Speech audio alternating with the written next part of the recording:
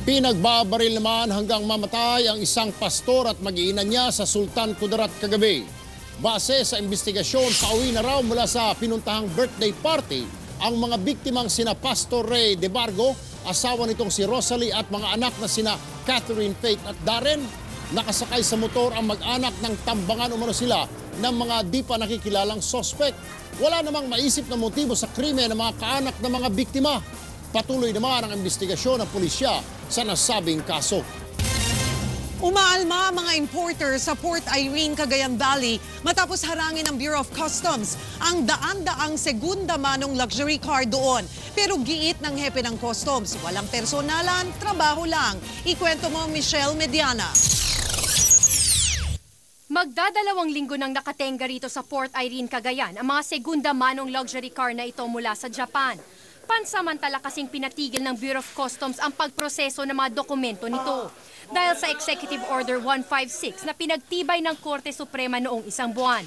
Kontra sa pag-aangkat ng second-hand cars ang nasabing kautusan. Umalma naman ang Italianong importer na ito na 8 taon na raw sa import business. If we don't pay taxes, maybe they can go after us. But we are paying the taxes, so government is collecting. The place here are having livelihood, so what's wrong? Actually, it's not final. It's still under litigation. 37 ang BMW, Ferrari at Mercedes niya ang naharang.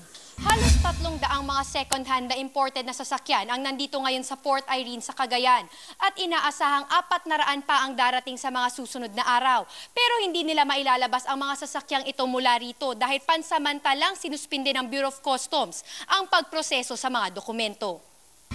Dahil sa bagong kautusan, walang kita ang libo-libong mekaniko at trabahador sa Port Irene.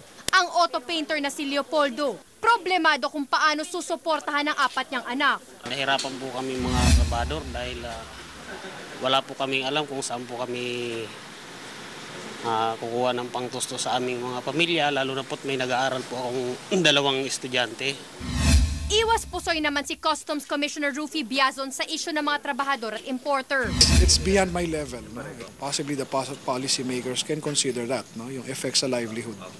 Hinihintay lang daw ng Customs ang certification of finality mula sa Korte Suprema para hindi na makwestiyon ng EO 156. Maaaring gamitin na lang sa loob ng Port Irene ang mga luxury car o ibalik sa ibang bansa. Michelle Mediana, News 5.